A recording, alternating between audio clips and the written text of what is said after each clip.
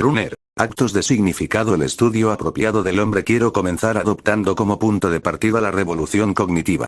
El objetivo de esta revolución era recuperar la mente en las ciencias humanas después de un prolongado y frío invierno de objetivismo. Pero lo que voy a contar a continuación no es la típica historia del progreso que avanza siempre hacia adelante.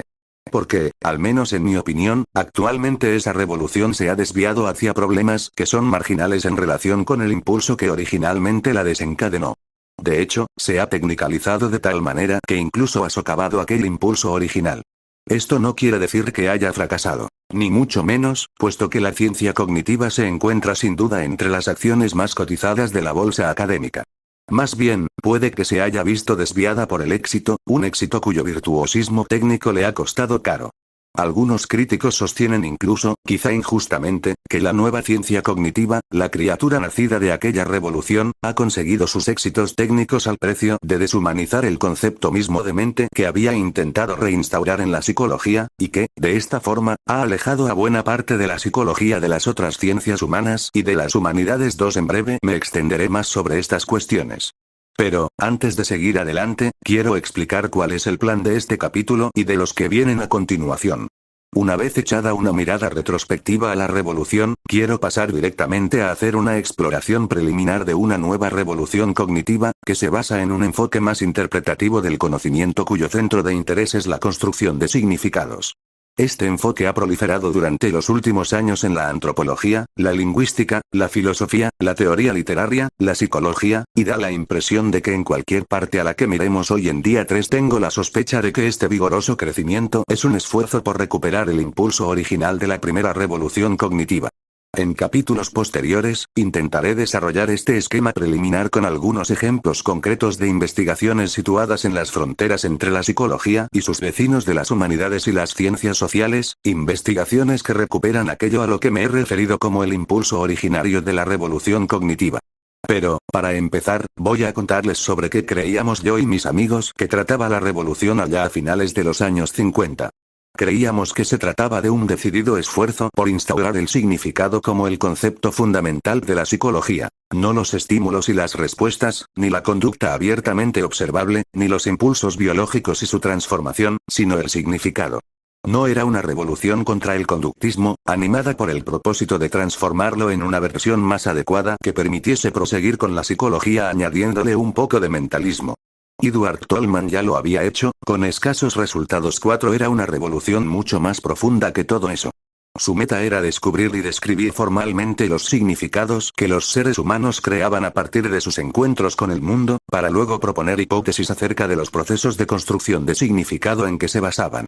Se centraba en las actividades simbólicas empleadas por los seres humanos para construir y dar sentido no solo al mundo, sino también a ellos mismos. Su meta era instar a la psicología a unir fuerzas con sus disciplinas hermanas de las humanidades y las ciencias sociales, de carácter interpretativo. Ciertamente, bajo la superficie de la ciencia cognitiva, de orientación más computacional, esto es precisamente lo que ha ocurrido. Al principio, con lentitud, y ahora cada vez con más ímpetu. Y así, hoy en día encontramos florecientes centros de psicología cultural, antropología cognitiva e interpretativa, lingüística cognitiva y, sobre todo, una próspera industria de ámbito mundial que se ocupa, como nunca había sucedido desde los tiempos de Kant, de la filosofía de la mente y del lenguaje.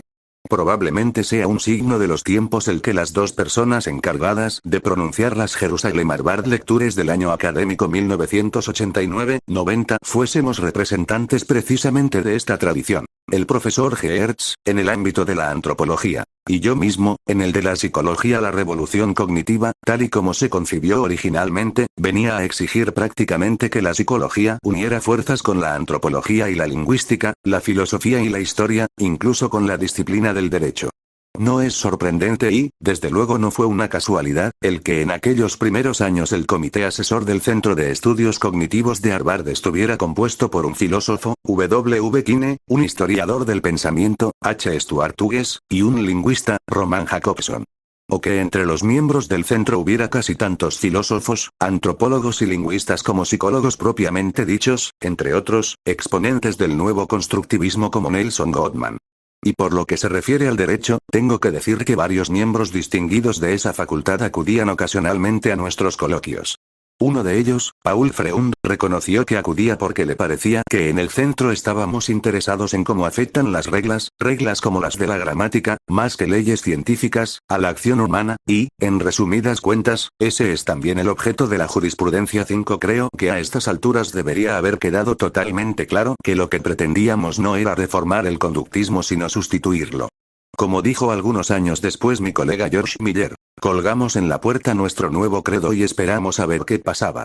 Todo fue muy bien. También, en realidad, que puede que en última instancia hayamos sido víctimas de nuestro propio éxito. 6. Podría escribirse un ensayo absorbente sobre la historia intelectual del último cuarto de siglo intentando averiguar qué sucedió con el impulso originario de la revolución cognitiva, cómo llegó a fraccionarse y tecnicalizarse. Quizás sea mejor que la redacción de la historia completa quede para los historiadores del pensamiento. Basta con que ahora nos fijemos en algunos indicadores del camino, los suficientes para que podamos hacernos una idea de cuál era el terreno intelectual sobre el que nos movíamos todos nosotros. Por ejemplo, algo que sucedió muy temprano fue el cambio de énfasis del significado H a la información, de la construcción del significado al procesamiento de la información. Estos dos temas son profundamente diferentes. El factor clave de este cambio fue la adopción de la computación como metáfora dominante y de la computabilidad como criterio imprescindible de un buen modelo teórico. La información es indiferente con respecto al significado. Desde el punto de vista computacional, la información comprende un mensaje que ya ha sido previamente codificado en el sistema. El significado se asigna a los mensajes con antelación. No es el resultado del proceso de computación ni tiene nada que ver con esta última salvo en el sentido arbitrario de asignación. El procesamiento de la información inscribe los mensajes en una dirección determinada de la memoria o los toma de ella siguiendo las instrucciones de una unidad de control central, o los mantiene temporalmente en un almacén amortiguador, manipulándolos de formas prescritas. Enumera, ordena, combina o compara la información previamente codificada. El sistema que hace todas estas cosas permanece ciego respecto al hecho de si lo que se almacena son sonetos de Shakespeare o cifras de una tabla de números aleatorios. Según la teoría clásica de la información, un mensaje es informativo si reduce el número de elecciones alternativas. Esto implica la existencia de un código de elecciones posibles establecidas. Las categorías de la posibilidad y los ejemplos concretos que comprenden se procesan de acuerdo con la sintaxis del sistema, es decir, de acuerdo con sus posibles movimientos. De acuerdo con esta disposición, la información solo puede tener algo que ver con el significado en el sentido de un diccionario, el de acceder a la información léxica almacenada siguiendo un sistema codificado de direcciones. Hay otras operaciones que guardan algún parecido con el significado, tales como permutar un conjunto de entradas con el fin de contrastar los resultados con un criterio determinado, como sucede en el caso de los anagramas o en el juego del Scrabble. Pero el procesamiento de información no puede enfrentarse a nada que vaya más allá de las entradas precisas y arbitrarias que pueden entrar en relaciones específicas estrictamente gobernadas por un programa de operaciones elementales. Un sistema como este no puede hacer nada frente a la vaguedad, la polisemia o las conexiones metafóricas y connotativas. Cuando parece que lo hace, es como un mono en el Museo Británico, dando con la solución del problema mediante la aplicación de un algoritmo demoledor o embarcándose en la aventura de aplicar un heurístico arriesgado. El procesamiento de información tiene necesidad de planificación previa y reglas precisas. Excluye preguntas de formación tan anómala como estas. ¿Cómo está organizado el mundo en la mente de un fundamentalista islámico? ¿O en qué se diferencian el concepto del yo de la Grecia homérica y el del mundo postindustrial? Y favorece, en cambio, preguntas de este tipo. ¿Cuál es la mejor estrategia para proporcionar información de control a un operador con el fin de asegurar que un vehículo se mantenga en una órbita predeterminada? Más adelante, tendremos más cosas que decir sobre el significado y los procesos que lo crean. Estos procesos están sorprendentemente alejados de lo que normalmente recibe el nombre de procesamiento de información. Dado que en el mundo postindustrial se estaba produciendo una revolución informativa, no es sorprendente que se produjese esa acentuación. La psicología y las ciencias sociales en general siempre han sido muy sensibles, muchas veces hipersensibles, a las necesidades de la sociedad que las acoge. Y siempre ha sido una especie de reflejo intelectual de la psicología académica el redefinir al hombre y su mente a la luz de las nuevas necesidades sociales. Y no es sorprendente que, dadas estas condiciones, se haya producido un cambio de interés correlativo, que ha llevado de la mente y el significado a los ordenadores y la información. Porque, a principios de los años 50, los ordenadores y la teoría computacional se habían convertido en la metáfora matriz del procesamiento de la información. Dado un número de categorías de significado lo bastante bien formadas dentro de un dominio determinado como para ser la base de un código de operación, un ordenador adecuadamente programado habría de ser capaz de hacer verdaderos prodigios de procesamiento de información con un conjunto mínimo de operaciones. Y este es el reino de los cielos tecnológico. Muy pronto, la computación se convirtió en el modelo de la mente, y en el lugar que ocupaba el concepto de significado se instaló el concepto de computabilidad. Los procesos cognitivos se equipararon con los programas que podían ejecutarse en un dispositivo computacional, y nuestros esfuerzos por comprender, pongamos por caso, la memoria o la formación de conceptos, eran fructíferos en la medida en que éramos capaces de simular de forma realista la memorización o la conceptualización humanas con un programa de ordenador. Esta línea de pensamiento se vio enormemente auxiliada por la revolucionaria idea de Turing de que cualquier programa computacional, con independencia de lo complejo que fuera, podía imitarse mediante una máquina universal de Turing, mucho más sencilla, y que efectuaría sus cálculos con un conjunto finito de operaciones bastante primitivas. Si adoptamos la costumbre de pensar que esos complejos programas son mentes virtuales, por tomar prestada la frase de Daniel Dennett, no tenemos ya más que dar un pequeño pero crucial paso para acabar creyendo que las mentes reales y sus procesos, al igual que las mentes virtuales y los suyos, podrían explicarse de la misma manera. Este nuevo reduccionismo proporcionó un programa sorprendentemente libertario para la ciencia cognitiva que estaban haciendo. Su grado de permisividad era tan elevado que incluso los antiguos teóricos del aprendizaje y los investigadores asociacionistas de la memoria pudieron volver al redil de la revolución cognitiva, en la medida en que envolvieron sus viejos conceptos con el ropaje proporcionado por los nuevos términos del procesamiento de la información. No había ninguna necesidad de trapichear con los procesos mentales o con el significado.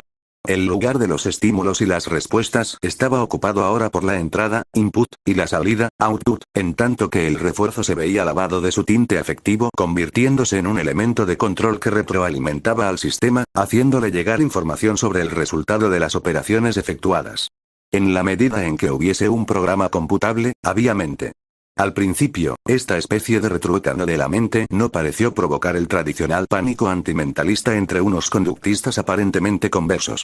A su debido tiempo, sin embargo, comenzaron a resurgir nuevas versiones de antiguas controversias ya clásicas y familiares, especialmente en relación con las discusiones sobre la denominada arquitectura del conocimiento. El problema de si ésta debe ser concebida como un conjunto de estructuras de reglas jerárquicamente organizadas, como las de la gramática, mediante las cuales se acepta, se rechaza o se combina la entrada de información, o si, más bien, debería concebirse como una red conexionista organizada de abajo a arriba cuyo control se encuentra completamente distribuido, como en los modelos PDP, procesamiento distribuido en paralelo, modelos muy parecidos a la antigua doctrina asociacionista, pero a la que se habría sustraído la síntesis creativa de Herbart. La primera opción simulaba la tradición psicológica racionalista mentalista o de arriba a abajo, yendo y viniendo con toda facilidad entre las mentes reales y las virtuales. La segunda era una nueva versión de aquellas posturas de las que Gordon Allport se mofaba en sus charlas tachándolas de empirismo baldío. El computacionalismo de la costa este de Estados Unidos trabajaba con términos mentalistas, como reglas, gramáticas y cosas por el estilo. Los de la costa oeste no querían tener nada que ver con este mentalismo simulado. El campo de batalla no tardó mucho en empezar a presentar un aire cada vez más tradicional y familiar, aunque los vehículos que lo recorrían eran mucho más veloces y gozaban de un número de caballos de potencia formalista mucho mayor. Pero el hecho de si sus maniobras tenían algo que ver con la mente o solo con la teoría de la computación siguió siendo una cuestión que ambas partes consideraban infinitamente posponible. A quienes se atrevían a formular la pregunta se les aseguraba que el tiempo diría sí, como reza el dicho anglosajón, con la oreja de un cerdo se podía o no hacer un bolso de seda. 10 Era inevitable que, siendo la computación la metáfora de la nueva ciencia cognitiva y la computabilidad el criterio necesario, aunque no suficiente, de la funcionalidad de una teoría en la nueva ciencia, se produjese un resurgimiento del antiguo malestar respecto al mentalismo. Con la mente equiparada a un programa, ¿cuál sería el estatus de los estados mentales? Estados mentales a la vieja usanza, identificables no por sus características programáticas en un sistema computacional, sino por su vitola subjetiva. En estos sistemas no había sitio para la mente en el sentido de estados intencionales como creer, desear, pretender, captar un significado. No tardó mucho en alzarse la voz que pedía la erradicación de estos estados intencionales dentro de la nueva ciencia. Y probablemente no hay ningún libro publicado, ni siquiera en el apogeo de los primeros tiempos del conductismo, que pueda igualar el celo antimentalista de From Volkspsychologie to Cognitive Science de la psicología popular a la ciencia cognitiva de Stephen Stich. Ciertamente no faltaron esfuerzos diplomáticos para hacer las paces entre los viejos y quisquillosos cognitivistas de corte mentalista y los flamantes antimentalistas. Pero todos estos intentos se reducían, o a seguir la corriente a los mentalistas o a intentar engatusarlos. Por ejemplo, Dennett propuso que lo que había que hacer era simplemente actuar como si la gente tuviera estados intencionales que les hicieran comportarse de determinadas maneras. Más adelante, descubriríamos que no necesitamos esas nociones tan imprecisas. 12 Paul Churchland admitió a regañadientes que, aunque era un problema interesante el por qué la gente se aferra a ese mentalismo erróneo y simple, la cuestión es que esto era algo que había que explicar, y no algo que había que dar por supuesto. Quizá, como decía Churchland, la psicología popular parece describir cómo suceden realmente las cosas, pero ¿cómo podrían una creencia, un deseo o una actitud ser causa de algo en el mundo físico, es decir, en el mundo de la computación? 13 La mente, en sentido subjetivo, era un epifenómeno que surgía del sistema computacional bajo determinadas condiciones, en cuyo caso no podía ser causa de nada, o no era más que una manera en que la gente hablaba sobre la conducta después de haber ocurrido, es decir, otra salida del sistema, en cuyo caso era una conducta más, que simplemente necesitaba un grado mayor de análisis lingüístico. Y, por supuesto, no voy a dejar de hacer mención del nativismo de Henry Fodor. La mente también podría ser un subproducto de procesos innatos incorporados en el sistema, en cuyo caso sería un efecto más que una causa. 14 El renovado ataque a los estados mentales y la intencionalidad venía acompañado de un ataque parecido al concepto de agentividad. Los científicos cognitivos, en general, no tienen nada que objetar a la idea de que la conducta está dirigida, incluso dirigida a metas. Si la direccionalidad está gobernada por los resultados de computar la utilidad de resultados alternativos, esta resulta perfectamente admisible y, de hecho, constituye incluso la pieza maestra de la teoría de la elección racional. Pero la ciencia cognitiva, en su nueva modalidad, a pesar de la hospitalidad que exhibe hacia la conducta dirigida a metas, se muestra aún cautelosa respecto al concepto de agentividad. Porque la agentividad supone la conducta de la acción bajo el dominio de estados intencionales. De manera que, actualmente, la acción basada en creencias, deseos o compromisos morales a menos que sea puramente estipulativa en el sentido de Dennett es considerada por los científicos cognitivos bien pensantes como algo que hay que evitar a toda costa. Es algo así como el libre albedrío para los deterministas. No faltaron arrojados guerrilleros que se rebelaron contra el nuevo anti-intencionalismo, como los filósofos John Searle y Charles Taylor, o el psicólogo Kenneth Gergen, o el antropólogo Clifford Geertz, pero sus puntos de vista fueron marginados por el grupo mayoritario de científicos adscritos al computacionalismo. 16 Me doy perfecta cuenta de que posiblemente estoy dando una imagen exagerada de lo que sucedió con la revolución cognitiva cuando se vio subordinada al ideal de la computabilidad en el edificio de la ciencia cognitiva. He notado que, cuando un científico cognitivo ortodoxo utiliza la expresión inteligencia artificial aunque sea solo una vez, casi siempre añade en mayúsculas las iniciales IA entre paréntesis. IA. Me parece que este acto de abreviación puede indicar dos cosas. La forma abreviada podría ser la reducción que prescribe la ley de Zipf, según la cual el tamaño de una palabra o una expresión es inversamente proporcional a su frecuencia como en el caso de televisión que acaba por abreviarse en televisión, lo cual indicaría que la abreviatura, IA, es una forma de celebrar una ubicuidad y difusión de mercados similares en ambos productos.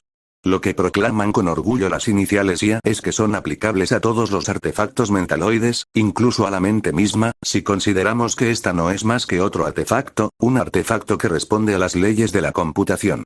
Pero, por otra parte, la abreviatura puede ser un signo de vergüenza, ya sea porque hay un aura de obscenidad en el hecho de artificializar algo tan natural como la inteligencia. En Irlanda, dicho sea de paso, IA es la pudorosa abreviatura de inseminación artificial, o porque IA es una forma de abreviar una expresión que, en versión íntegra, podría parecer un oxímoron, la viveza de la inteligencia unida a la languidez de la artificialidad. El orgullo de la ley de Zipf y la vergüenza del ocultamiento son, ambos, merecidos. No cabe ninguna duda de que la ciencia cognitiva ha contribuido a nuestra comprensión de cómo se hace circular la información y cómo se procesa. Como tampoco le puede caber duda alguna a nadie que se lo piense detenidamente de que en su mayor parte ha dejado sin explicar precisamente los problemas fundamentales que inspiraron originalmente la revolución cognitiva, e incluso ha llegado a oscurecerlos un poco.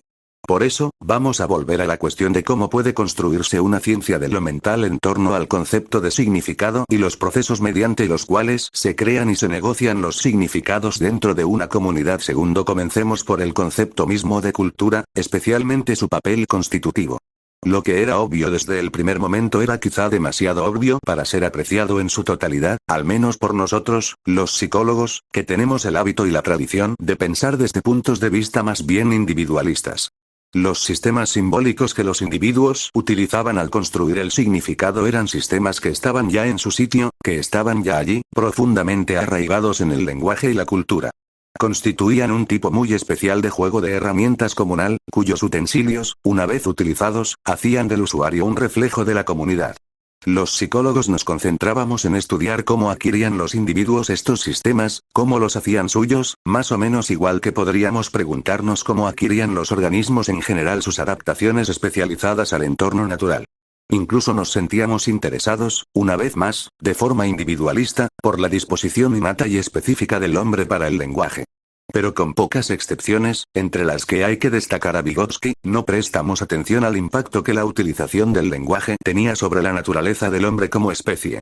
17 Tardamos mucho en darnos cuenta plenamente de lo que la aparición de la cultura significaba para la adaptación y el funcionamiento del ser humano. No se trataba solo del aumento de tamaño y potencia de nuestro cerebro, ni de la bipedestación ni la liberación de las manos.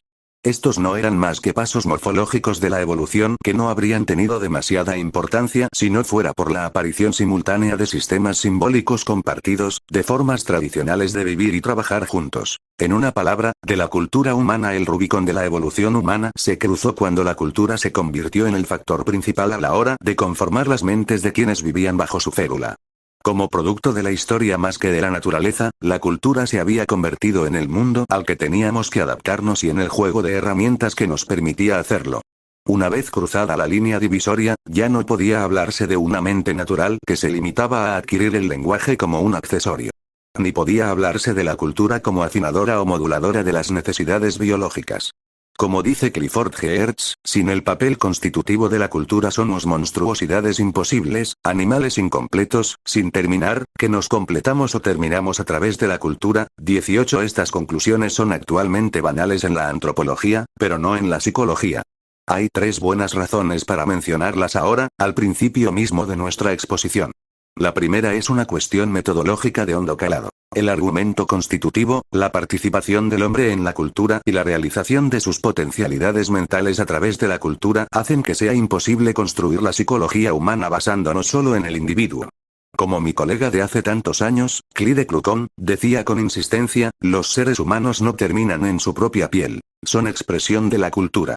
Considerar el mundo como un flujo indiferente de información que es procesada por individuos, cada uno actuando a su manera, supone perder de vista cómo se forman los individuos y cómo funcionan. O, por citar de nuevo a Geertz, no existe una naturaleza humana independiente de la cultura. 19 La segunda razón es consecuencia de lo que acabamos de decir, y no menos convincente dado que la psicología se encuentra tan inmersa en la cultura, debe estar organizada en torno a esos procesos de construcción y utilización del significado que conectan al hombre con la cultura. Esto no nos conduce a un mayor grado de subjetividad en la psicología, es exactamente todo lo contrario. En virtud de nuestra participación en la cultura, el significado se hace público y compartido.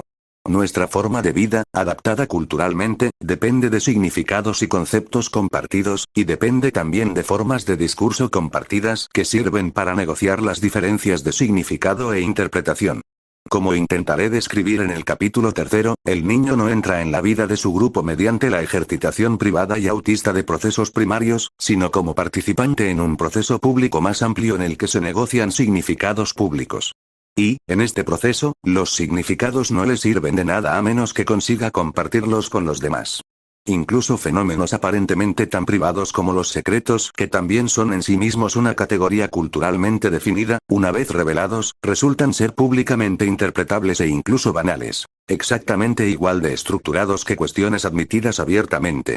Existen incluso procedimientos normalizados para presentar excusas por nuestra excepcionalidad, cuando los significados que pretenden nuestros actos resultan oscuros, formas típicas de hacer público el significado, relegitimando de esta forma lo que pretendemos. 20 Por ambiguo o polisémico que sea nuestro discurso, seguimos siendo capaces de llevar nuestros significados al dominio público y negociarlos en él. Es decir, vivimos públicamente mediante significados públicos y mediante procedimientos de interpretación y negociación compartidos. La interpretación, por densa que llegue a ser, debe ser públicamente accesible, o la cultura caerá en la desorganización y sus miembros individuales con ella. La tercera razón por la que la cultura ha de ser un concepto fundamental de la psicología radica en el poder de lo que voy a denominar Volkspsychologie, psicología popular. La psicología popular, a la que está dedicada el segundo capítulo de este libro, es la explicación que da la cultura de qué es lo que hace que los seres humanos funcionen. Consta de una teoría de la mente, la propia y la de los demás, una teoría de la motivación, y todo lo demás.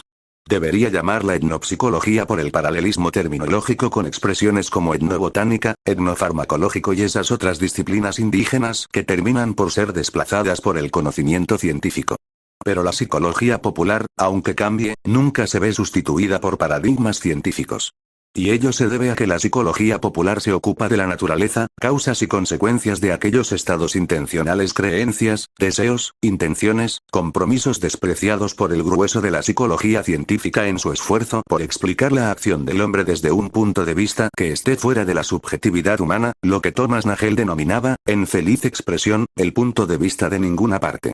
21 De manera que la psicología popular sigue dominando las transacciones de la vida cotidiana. Y aunque experimente cambios, se resiste a ser domesticada y pasar al ámbito de la objetividad. Porque se encuentra enraizada en un lenguaje y una estructura conceptual compartida que están impregnados de estados conceptuales, de creencias, deseos y compromisos. Y, como es reflejo de la cultura, participa tanto en la manera que la cultura tiene de valorar las cosas como en su manera de conocerlas. De hecho, tiene que hacerlo así, porque las instituciones culturales orientadas normativamente, las leyes, las instituciones educativas, las estructuras familiares sirven para inculcar la psicología popular. Ciertamente, la psicología popular, a su vez, sirve para justificar esa inculcación. Pero esta es una historia de la que nos ocuparemos más adelante. La psicología popular no es inmutable. Varía el tiempo que cambian las respuestas que la cultura da al mundo y a las personas que se encuentran en él. Merece la pena plantearse la pregunta de cómo los puntos de vista de héroes intelectuales como Darwin, Marx y Freud se van transformando gradualmente y terminan por ser absorbidos por la psicología popular, y digo esto para dejar claro que, como veremos en el último capítulo, la psicología cultural resulta a menudo indistinguible de la historia cultural. La furia antimentalista contra la psicología popular sencillamente yerra el blanco. La idea de desprendernos de ella, como quien suelta el lastre, en aras de liberarnos de los estados mentales en nuestras explicaciones cotidianas de la conducta humana, equivale a tirar a la basura los fenómenos mismos que la psicología necesita explicar. Nos experimentamos a nosotros mismos y a los demás mediante categorías de la psicología popular. Es a través de la psicología popular como la gente se anticipa y juzga mutuamente, extrae conclusiones sobre si su vida merece o no la pena, etc. etc. Su poder sobre el funcionamiento mental del hombre y la vida humana radica en que proporciona el medio mismo mediante el cual la cultura conforma a los seres humanos de acuerdo con sus requerimientos. Al fin y al cabo, la psicología científica forma parte de ese mismo proceso cultural, y su postura hacia la psicología popular tiene consecuencias para la cultura en que existe, cuestión esta de la que vamos a ocuparnos a continuación. Pero estoy yendo demasiado lejos y demasiado rápido, y estoy pasando atropelladamente sobre los reparos que suelen hacer que los científicos de la conducta eludan una psicología centrada en el significado, orientada culturalmente. Sospecho que se trata de los mismos reparos que facilitaron el que la revolución cognitiva eludiese algunas de sus metas originales. Estos reparos se refieren fundamentalmente a dos cuestiones, que son, ambas, cuestiones fundamentales de la psicología científica. El primero tiene que ver con la restricción y depuración de los estados subjetivos, no tanto como datos de la psicología, ya que el operacionalismo nos permite aceptarlos, por ejemplo, como respuestas discriminativas, sino como conceptos explicativos. Y, ciertamente, lo que acabo de decir acerca del papel mediador del significado y de la cultura y su encarnación en la psicología popular parece cometer el pecado de elevar la subjetividad a un estatus explicativo.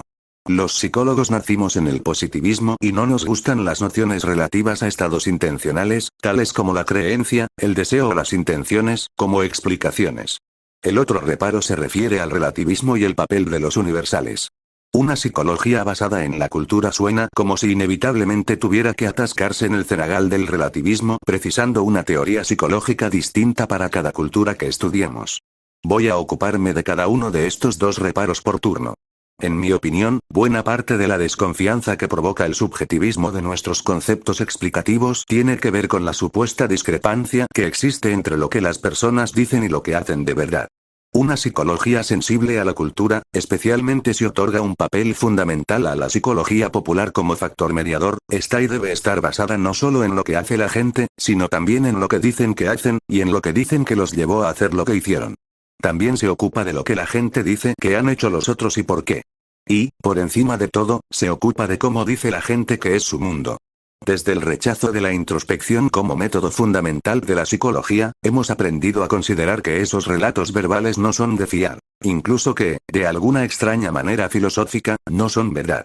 Nuestra preocupación por los criterios verificacionistas del significado, como ha señalado Richard Rorty, nos ha convertido en devotos de la predicción como criterio de la buena ciencia, incluida la buena psicología. 22 Por consiguiente, juzgamos lo que la gente dice sobre sí misma y sobre su mundo, o sobre los demás y sus mundos respectivos, en función casi exclusivamente de si predice o proporciona una explicación verificable de lo que hace, ha hecho o hará. Si no es así, entonces, con ferocidad filosófica humeana, tratamos lo que se ha dicho como nada más que error e ilusión, o quizá lo consideramos como un mero síntoma que, adecuadamente interpretado, nos llevará a la verdadera causa de la conducta cuya predicción era nuestro legítimo objetivo. Incluso Freud, con su devoción ocasional a la idea de realidad psíquica, alimentó esta actitud mental, ya que, como tan agudamente dice Paul Ricoeur, Freud se adhería a veces a un modelo fisicalista del siglo XIX que fruncía el ceño ante explicaciones que diesen cabida a estados intencionales. 23 Por consiguiente, forma parte de nuestra herencia de modernos hombres y mujeres postfreudianos el oponer una mueca de desdén a lo que dice la gente. Eso no es más que contenido manifiesto. Las causas reales puede que ni siquiera sean accesibles a nuestra conciencia corriente. Lo sabemos todo sobre la defensa del yo y la racionalización. Y, en cuanto a nuestro yo, sabemos que es un síntoma de compromiso que cuaja a partir de la interacción entre la inhibición y la ansiedad, una formación que, para ser conocida, ha de ser excavada arqueológicamente con las herramientas del psicoanálisis. O, en términos más contemporáneos, como muestran Lee Ross y Richard Nisbet en sus minuciosos estudios, es obvio que la gente no es capaz de describir correctamente ni la base de sus elecciones ni los sesgos que afectan a la distribución de esas elecciones. 24 Y si fuesen necesarias pruebas aún más contundentes de esta generalización, podrían encontrarse en el trabajo de Amos Tversky y Daniel Kahneman que, por cierto, citan como antecedente de su trabajo un conocido libro de Brunner, Goodnow y Austin. 25 La acusación de que lo que la gente dice no es necesariamente lo que hace lleva consigo una curiosa implicación. Esta es que lo que la gente hace es más importante, más real, que lo que dice, o que esto último solo es importante por lo que pueda revelarnos sobre lo primero. Es como si el psicólogo quisiera lavarse totalmente las manos respecto a los estados mentales y su organización, como si afirmásemos que, al fin y al cabo, decir es algo que versa solo sobre lo que uno piensa, siente, cree o experimenta. Es curioso que haya tan pocos estudios que vayan en la dirección opuesta. Ver cómo lo que uno hace revela lo que piensa, siente o cree. Todo ello a pesar del hecho de que nuestra psicología popular es tan atractivamente rica en categorías tales como hipocresía, insinceridad, y otras por el estilo. Esta acentuación sesgada de la psicología científica ciertamente no deja de ser curiosa a la luz de nuestras formas cotidianas de enfrentarnos a la relación entre decir y hacer.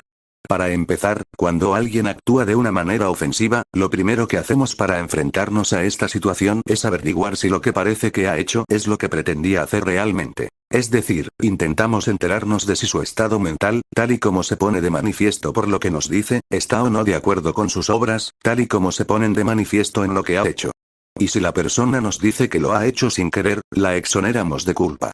En cambio, si el acto ofensivo fue a propósito, podemos intentar razonar con ella, es decir, hablarle para que deje de comportarse de esa manera. O quizá esa persona puede intentar persuadirnos de que no hay razón para que nos disgustemos por su acción presentándonos excusas, que es una forma verbal de explicar que su conducta está exenta de culpa y, por consiguiente, de legitimarla. Cuando una persona insiste en mostrarse ofensiva hacia un número suficientemente grande de gente, puede que alguien intente incluso convencerla para que vaya a un psiquiatra, que, mediante una terapia oral, intentará enderezar su conducta. No cabe duda de que el significado que los participantes en una interacción cotidiana atribuyen a la mayor parte de los actos depende de lo que se dicen mutuamente antes, durante o después de actuar, o de lo que son capaces de presuponer acerca de lo que el otro habría dicho en un contexto determinado. Todo esto es obvio, no solo en el nivel del diálogo informal, sino también en el nivel de un diálogo formal privilegiado como, por ejemplo, los diálogos codificados del sistema legal. Las leyes contractuales versan enteramente sobre la relación entre lo que se hace y lo que se dijo. Lo mismo sucede, en un nivel menos formal, con las conductas de matrimonio, parentesco, amistad y compañerismo. El fenómeno se da en las dos direcciones, el significado de la palabra se encuentra poderosamente determinado por el tren de acción en que ocurre, sonría al hablar. Exactamente igual que el significado de la acción solo puede interpretarse en función de lo que los actores dicen que pretenden decir lo siento al empujar accidentalmente a alguien. Al fin y al cabo, se acaba de cumplir un cuarto de siglo desde la publicación de la teoría de los actos de habla de John Austin 26. La única respuesta posible a aquellos que quieren concentrarse en si lo que la gente dice sirve o no para predecir lo que va a hacer es que separar ambas cosas de esa manera es hacer mala filosofía, mala antropología, mala psicología y un derecho quimérico. Decir y hacer constituyen una unidad funcionalmente inseparable en una psicología orientada culturalmente. Cuando, en el siguiente capítulo, entremos a discutir algunas de las máximas operativas de la psicología popular, esta reflexión resultará crucial. La psicología orientada culturalmente ni desprecia lo que la gente dice sobre sus estados mentales, ni trata lo que dicen solo como si fueran indicios predictivos de su conducta visible. El supuesto fundamental de este tipo de psicología es, más bien, que la relación entre lo que se hace y lo que se dice es, en el proceder normal de la vida, interpretable. Esta psicología adopta la postura de que existe una congruencia públicamente interpretable entre decir, hacer y las circunstancias en que ocurren lo que se dice y lo que se hace. Es decir, existen relaciones canónicas establecidas por mutuo acuerdo entre el significado de lo que decimos y lo que hacemos en determinadas circunstancias, y esas relaciones gobiernan cómo conducimos nuestras vidas unos con otros. Existen, además, procedimientos de negociación para desandar el camino cuando esas relaciones canónicas son violadas. Esto es lo que hace que la interpretación y el significado sean fundamentales en la psicología cultural, o en cualquier psicología o ciencia de lo mental, si a eso vamos. La psicología cultural, casi por definición, no se puede preocupar de la conducta sino de la acción, que es su equivalente intencional. Y, más concretamente, se preocupa de la acción situada en un escenario cultural y en los estados intencionales mutuamente interactuantes de los participantes. Lo que no significa que la psicología cultural tenga que prescindir definitivamente de los experimentos de laboratorio o de la búsqueda de los universales humanos, cuestión de la que nos vamos a ocupar a continuación.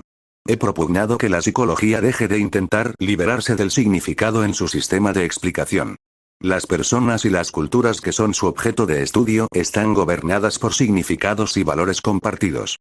La gente consagra su vida a su búsqueda y realización, muere por ellos. Se ha dicho que la psicología debe liberarse de la cultura si aspira a descubrir algún día un conjunto de universales humanos trascendentales, aun cuando esos universales estén acotados por precisiones relativas a variaciones transculturales.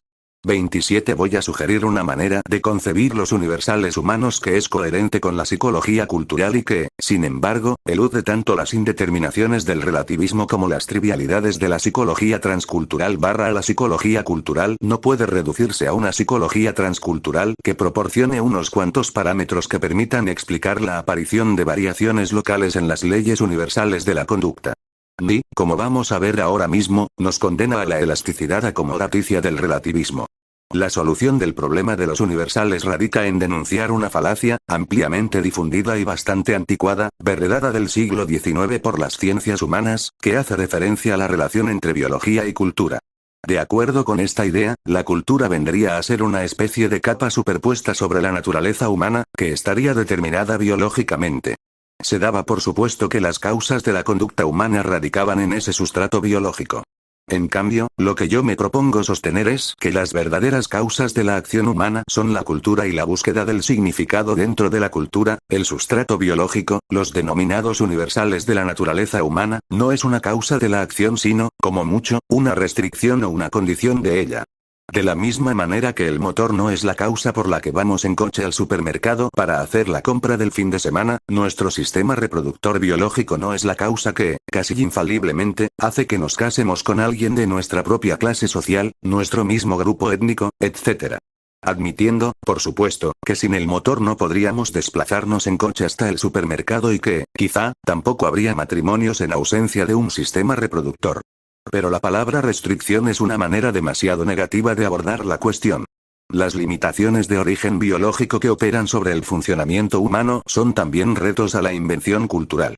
Las herramientas de cualquier cultura pueden describirse como un conjunto de prótesis mediante las cuales los seres humanos pueden superar, e incluso redefinir, los límites naturales del funcionamiento humano. Las herramientas humanas son precisamente de este género, tanto las tangibles como las inmateriales. Por ejemplo, existe una limitación biológica que afecta a la memoria inmediata, el famoso número 7 más o menos 2 de George Miller 28, pero los seres humanos hemos construido dispositivos simbólicos para superar esta limitación. Sistemas de codificación como los números octales, procedimientos mnemotécnicos o trucos lingüísticos. Recuérdese que la idea más importante que defendía Miller en aquel artículo que marcó un hito era que, reconvirtiendo la información mediante esos sistemas de codificación, como seres humanos dotados de cultura, estábamos capacitados para enfrentarnos a 7 porciones variables chunks de información en lugar de a 7 unidades mínimas bits. Nuestro conocimiento, por consiguiente, se convierte en conocimiento aculturado, que no puede definirse como no sea mediante un sistema de notación basado culturalmente. Mientras tanto, hemos conseguido soltar las amarras originales establecidas por la denominada biología de la memoria. La biología pone límites, pero no por siempre jamás. O fijémonos en los denominados motivos humanos naturales.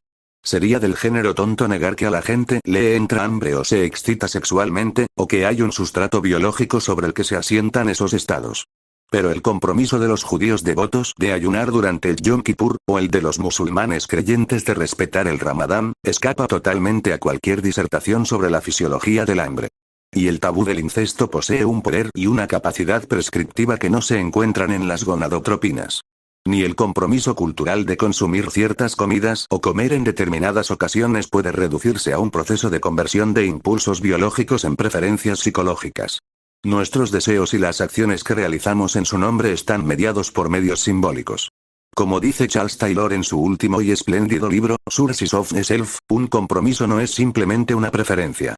Es una creencia, una ontología, como dice él, de acuerdo con la cual un determinado modo de vida merece nuestro apoyo, aun cuando nos resulte difícil vivir de acuerdo con él. Nuestras vidas, como veremos en el capítulo 4, se entregan a encontrar la mayor realización posible dentro de esas formas de vida, llegando a sufrir por ello si es necesario. Obviamente, también hay limitaciones que afectan al compromiso con una forma de vida que son más biológicas que culturales. El agotamiento físico, el hambre, la enfermedad y el dolor pueden quebrar nuestras conexiones o truncar su crecimiento. Elaine Scarry señala en su emocionante libro The Bothering Pain que el poder del dolor, como en los casos de tortura, reside en que destruye nuestra conexión con el mundo personal y cultural, borrando el contexto significativo que da sentido a nuestras esperanzas y anhelos. 29 El dolor reduce la conciencia humana hasta el punto de que, como bien saben los torturadores, el hombre se convierte prácticamente en una bestia. Y aún así, el dolor no siempre triunfa, tan poderosos son los vínculos que nos unen a esos significados que dan sentido a la vida. La espantosa bestialización del Holocausto con sus campos de la muerte estaba planificada para deshumanizar tanto como para matar, y eso fue lo que la convirtió en el momento más tenebroso de la historia humana. Los hombres se habían matado antes, aunque nunca a esa escala y con tal nivel de burocratización. Pero nunca se había producido un esfuerzo concertado comparable con el fin de deshumanizar mediante el sufrimiento, el dolor y la humillación intolerable. Es un mérito que hay que atribuir a Wilhelm Dilthey y su Geisteswissenschaft, su ciencia del hombre basada en la cultura, el que reconociese el poder de la cultura para formar y guiar a una especie nueva, en perpetuo cambio. 30 Yo deseo alinearme con sus aspiraciones. Lo que quiero demostrar en este libro es que son la cultura y la búsqueda del significado las que constituyen la mano moldeadora, en tanto que la biología es la que impone limitaciones, pero que, como hemos visto, la cultura tiene incluso el poder de ablandar esas limitaciones. Pero, para que esto no parezca el prefacio a una nueva forma de optimismo sobre el género humano y su futuro, me voy a permitir decir algo más antes de pasar a ocuparme, como he prometido, de la cuestión del relativismo. A pesar de toda la creatividad de su inventiva, la cultura humana no es necesariamente benigna ni se caracteriza por su extrema maleabilidad en respuesta a los problemas. Todavía es costumbre, a la manera de las antiguas tradiciones, echar la culpa de los fracasos de la cultura humana a la naturaleza humana, ya sea en forma de instintos, de pecado original o de cualquier otra cosa. Hasta Freud, a pesar de su penetrante olfato para la insensatez humana, cayó a menudo en esta trampa, sobre todo en su doctrina del instinto.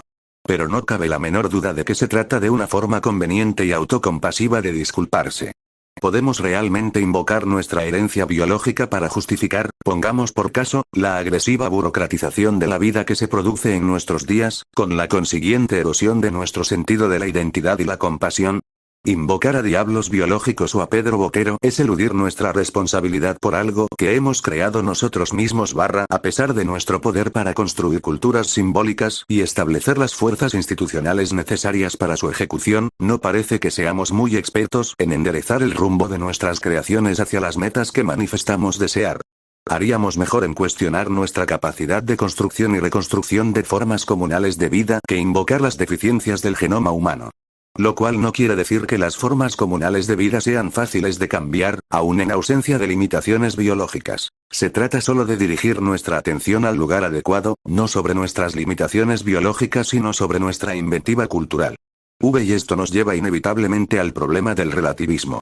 Porque ¿qué queremos decir cuando afirmamos que no estamos demasiado capacitados o no somos demasiado ingeniosos en la construcción de nuestros mundos sociales? ¿Quién hace ese juicio y de acuerdo con qué normas? Si la cultura da forma a la mente, y si las mentes hacen esos juicios de valor, no nos vemos abocados a quedar encerrados en un relativismo sin escapatoria posible. Sería mejor que examinásemos lo que esto puede significar. Lo que debe preocuparnos en primer lugar es el lado epistemológico del relativismo más que el evaluativo. ¿Lo que conocemos es absoluto o es siempre relativo a alguna perspectiva, a algún punto de vista? ¿Existe una realidad aborigen o, como decía Nelson Goodman, la realidad es una construcción? 31. La mayoría de los intelectuales optaría hoy en día por alguna postura medianamente perspectivista. Pero muy pocos están en condiciones de abandonar completamente la noción de que existe una realidad aborigen singular. Carol Feldman ha llegado a sugerir un posible universal humano cuya tesis principal es que dotamos a las conclusiones de nuestros cálculos cognitivos de un estatus ontológico especial, externo a nosotros mismos. 32. Nuestros pensamientos están, como si dijéramos, aquí dentro. Nuestras conclusiones están allá afuera. Carol Feldman denomina a este error tan humano dumping óptico, y nunca le ha costado demasiado trabajo encontrar ejemplos de este universal. Sin embargo, en la mayor parte de las interacciones humanas, la realidad es el resultado de prolongados e intrincados procesos de construcción y negociación profundamente implantados en la cultura. Son las consecuencias de practicar este constructivismo y de reconocer que lo hacemos tan espantosas como se las hace aparecer. ¿De verdad nos lleva esta práctica a un relativismo del tipo todo vale? La tesis básica del constructivismo es simplemente que el conocimiento es correcto, o incorrecto dependiendo de la perspectiva que hayamos decidido tomar. Los aciertos y los errores de este tipo, con independencia de lo bien que podamos verificarlos, no equivalen a verdades o falsedades absolutas. Lo mejor a que podemos aspirar es a ser conscientes de nuestra propia perspectiva y de las de los demás cuando decimos que algo es correcto o incorrecto. Expresado de esta manera, el constructivismo no parece algo tan exótico. Es lo que los especialistas en derecho llaman el aspecto interpretativo o, como dijo uno de ellos, una huida del significado autoritario. Según Richard Rorty, en su exploración de las consecuencias del pragmatismo, el interpretativismo forma parte de un movimiento profundo y lento cuyo objetivo es desposeer a la filosofía de su estatus fundacional. 33. Según él, el pragmatismo y el punto de vista que he presentado cae dentro de esta categoría no es más que antiesencialismo aplicado a nociones como verdad, conocimiento, lenguaje, moralidad y otros objetos semejantes de la teorización filosófica. Como ejemplo de esta idea, Rorty cita una definición de William James, de acuerdo con la cual verdadero es lo que es bueno en materia de creencias. A favor de James, Rorty añade que lo que quiere decir es que no sirve de nada que nos digan que la verdad es correspondencia con la realidad. Ciertamente, uno puede emparejar fragmentos de lo que cree que es el mundo de tal manera que las oraciones en las que uno cree tengan estructuras internas isomórficas con las relaciones entre las cosas del mundo. Pero tan pronto como vamos más allá de oraciones tan sencillas como el gato está en la alfombra y empezamos a enfrentarnos a universales, hipótesis o teorías, esos emparejamientos resultan confusos y ad hoc. Esos ejercicios de emparejamiento son de muy poca ayuda a la hora de determinar si nuestra idea actual del mundo es, más o menos, la que deberíamos tener, y por qué. Llevar estos ejercicios a un extremo supone, como bien advierte Rorty, querer que la verdad tenga una esencia, estar en lo cierto en algún sentido absoluto. Pero decir algo útil acerca de la verdad, añade, es explorar la práctica en lugar de la teoría, la acción en lugar de la contemplación. Afirmaciones abstractas como la historia es la crónica de la lucha de clases no han de juzgarse limitándonos a formular preguntas como ¿capta esa frase adecuadamente la cuestión? Sería mejor formular cuestiones pragmáticas, perspectivistas. ¿Qué supondría creer esa frase? ¿O a qué me estaría comprometiendo si la creyese? Y esta actitud está muy alejada del tipo de esencialismo kantiano que busca principios que establezcan la esencia definidora del conocimiento o la representación o la racionalidad. 34. Me voy a permitir ilustrar estas ideas con un pequeño estudio de caso. Queremos saber más sobre la valía intelectual. Y decidimos, sin pensarlo dos veces, utilizar el rendimiento escolar para evaluar esta capacidad y predecir su desarrollo. Al fin y al cabo, en lo que a la valía intelectual se refiere, el rendimiento escolar es de importancia capital. Entonces, desde la perspectiva que hemos elegido, resulta que en Norteamérica los negros tienen menos valía que los blancos, que, a su vez, tienen un poco menos que los asiáticos. ¿Qué tipo de resultado es ese? Preguntaría un crítico de orientación pragmática. Si en la discusión subsiguiente prevaleciese la buena voluntad, se produciría un proceso de lo que solo podemos llamar destrucción y reconstrucción sucesivas. ¿Qué significa el rendimiento escolar y cómo se relaciona con otras formas de rendimiento? Y, en cuanto a la valía intelectual, ¿qué significa ese concepto? ¿Es singular o plural? ¿Y no podría su misma definición depender de algún proceso sutil mediante el cual una cultura seleccione determinados rasgos para honrarlos, recompensarlos y cultivarlos, como ha propuesto Howard Gardner? 35. Desde un punto de vista político, no se habrá amañado el rendimiento escolar mediante una selección del currículum encaminada a legitimar la descendencia de los que tienen y marginar a los que no tienen. Muy pronto, la cuestión de qué es la valía intelectual se verá sustituida por cuestiones relativas a cómo deseamos usar el concepto a la luz de distintas circunstancias políticas, sociales, económicas e incluso científicas. Esta es una discusión típicamente constructivista y un método típicamente pragmático de resolver. ¿Es esto relativismo? Se trata de esa temida forma de relativismo según la cual una creencia es tan buena como cualquier otra. ¿Hay realmente alguien que sostenga un punto de vista así, o el relativismo es más bien algo que invocan los filósofos esencialistas para apuntalar su fe en la verdad lisa y llana a ese compañero de juegos imaginario que tiene perpetuamente asignado el papel de aguafiestas en el juego de la razón pura? Creo que Rorty tiene razón al decir que el relativismo no es el obstáculo al que se enfrentan el constructivismo y el pragmatismo. Es indudable que formular las preguntas del pragmatista, ¿cómo afecta este punto de vista a mi punto de vista sobre el mundo o a mis compromisos con él? No puede llevar a la postura del todo vale. A lo que puede llevar es a un desembalaje de presuposiciones, tanto mejor para explorar nuestros propios compromisos. En su hondo y reflexivo libro The Predicament of Culture, James Clifford señala que las culturas, si alguna vez fueron homogéneas, han dejado de serlo, y que el estudio de la antropología se ha convertido forzosamente en un instrumento para manejar la diversidad. 36. Podría incluso suceder que los argumentos basados en esencias y realidades aborígenes, al cubrir la tradición con el manto de la realidad, sean medios de crear estancamiento y alienación cultural. ¿Pero qué puede decirse de la acusación de que el constructivismo debilita o socava los compromisos? Si el conocimiento depende de la perspectiva, ¿qué pasa con la cuestión del valor, con la elección de perspectiva que uno hace? ¿No es más que una cuestión de preferencia? ¿Son los valores únicamente preferencias? Si no, ¿cómo elegimos entre valores distintos? En torno a esta cuestión, existen dos puntos de vista psicológicos seductoramente erróneos. Uno de ellos se basa en un aparato aparentemente racionalista. El otro es románticamente irracional. Este último sostiene que los valores están en función de reacciones viscerales, conflictos psíquicos desplazados, el temperamento y cosas por el estilo. En la medida en que los irracionalistas toman en cuenta la cultura, lo hacen como una fuente de aprovisionamiento, una especie de restaurante autoservicio de valores entre los que uno elige en función de sus impulsos o conflictos individuales. Los valores no se ven en función de cómo relacionan al individuo con la cultura. Su estabilidad se explica recurriendo a fijadores tales como los programas de reforzamiento, la rigidez neurótica, etc. 37 Y los racionalistas adoptan un punto de vista muy diferente, que deriva fundamentalmente de la teoría económica y cuyo ejemplo más característico es, quizá, la teoría de la elección racional. 38 De acuerdo con la teoría de la elección racional, nuestros valores se ponen de manifiesto en nuestras elecciones, situación por situación, y guiados por modelos racionales, como la teoría de la utilidad, las reglas de optimización, la minimización del dolor, o lo que sea. Estas elecciones, en condiciones apropiadas, revelan notables regularidades, que recuerdan mucho el tipo de funciones que pueden observarse en los experimentos de condicionamiento operante con palomas. Pero, para un psicólogo, la bibliografía sobre la elección racional es interesante principalmente por sus vívidas anomalías, por sus violaciones de las reglas de la utilidad. La utilidad es el resultado de multiplicar el valor de una elección determinada por su probabilidad subjetiva de ser ejecutada provechosamente, y ha constituido la piedra angular de las teorías económicas formales desde Adam Smith. Veamos las anomalías.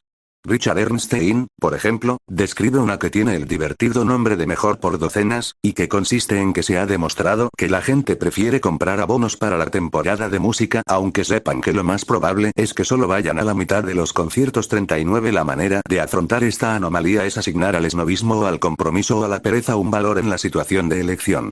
El valor asignado es aquel que hace que el resultado se ajuste a la teoría de la utilidad. Esto, por supuesto, deja al descubierto cuál es su juego. Si aceptamos la teoría de la utilidad, o alguna de sus variantes, no hacemos más que asignar valores a las elecciones de tal manera que la conducta de elección se ajuste a sus postulados. La teoría de la elección racional tiene poco o nada que decir sobre cómo se forman los valores, si se trata de reacciones viscerales, si están históricamente determinados, o qué. Tanto el enfoque irracionalista de los valores como el racionalista pierden de vista algo que es crucial. El compromiso con formas de vida determinadas es inherente a los valores, y las formas de vida, en su compleja interacción, constituyen una cultura. Ni nos sacamos de la manga los valores en cada situación de elección que se nos plantea, ni estos son producto de individuos aislados dotados de impulsos férreos y neurosis apremiantes. Más bien, los valores son comunales y consecuentes desde el punto de vista de nuestras relaciones con una comunidad cultural determinada. Cumplen funciones en interés nuestro en el seno de esa comunidad. Los valores que subyacen a una forma de vida determinada, como señala Charles Taylor, se encuentran tan solo ligeramente abiertos a la reflexión radical. 40 Se incorporan a nuestra propia identidad y, al mismo tiempo, nos sitúan en una cultura. En la medida en que una cultura no es, en el sentido de Sapir, espuria, los compromisos de valor de sus miembros proporcionan, o bien la base para llevar satisfactoriamente una forma de vida o, por lo menos, una base para la negociación. 41 Pero el pluralismo de la vida moderna podría objetarse, y los rápidos cambios que impone crean conflictos que afectan a los compromisos, conflictos que afectan a los valores y, por consiguiente, conflictos que tienen que ver con la validez de distintos postulados relativos a nuestro conocimiento de los valores. Sencillamente no sabemos cómo predecir el futuro del compromiso en estas circunstancias. Pero resulta un poco chistoso suponer que, en las actuales condiciones mundiales, insistir con obstinación en la noción de valor absoluto vaya a hacer que las incertidumbres desaparezcan. Lo único que cabe esperar es un pluralismo viable respaldado por la voluntad de negociar nuestras diferencias en la manera de ver el mundo. Lo cual me lleva directamente a una última cuestión general de la que me tengo que ocupar, que constituye otra razón por la que creo que una psicología cultural como la que propongo no necesita preocuparse por el espectro del relativismo. Esta cuestión tiene que ver con la receptividad y el liberalismo, ya sea en la política, la ciencia, la literatura, la filosofía o las artes. La receptividad de la que hablo es la voluntad de construir el conocimiento y los valores desde múltiples perspectivas sin perder el compromiso con los propios valores. Esta receptividad es la piedra angular de lo que llamamos una cultura democrática. Hemos aprendido, a base de sufrimiento, que ni la cultura democrática ocurre por prescripción divina, ni debe darse por supuesto que va a durar para siempre como todas las culturas, descansa sobre valores que generan formas características de vida con sus correspondientes concepciones de la realidad, aunque valora los soplos de aire fresco que puede aportar la sorpresa, no siempre está a salvo de las conmociones que la receptividad a veces inflige. Su misma receptividad genera sus propios enemigos, porque no cabe duda de que hay una limitación biológica que afecta a nuestro apetito de novedad. En mi opinión, el constructivismo de la psicología cultural es una expresión profunda de la cultura democrática. 42 exige que nos hagamos conscientes de cómo desarrollamos nuestro conocimiento y todo lo conscientes que podamos de los valores que nos llevan a adoptar nuestras perspectivas. Exige que nos hagamos responsables de cómo conocemos y por qué. Pero no pretende que haya una sola forma de construir el significado, o una sola forma correcta. Se basa en valores que, en mi opinión, son los que mejor se adecuan para hacer frente a los cambios y fracturas que se han convertido en un rasgo tan característico de la vida moderna. Y para terminar, me voy a permitir volver a la postura de animadversión de la psicología científica positivista hacia la psicología popular. La psicología científica reitera, con razón, que tiene derecho a atacar, discutir e incluso reemplazar los postulados de la psicología popular. Insiste en su derecho a negar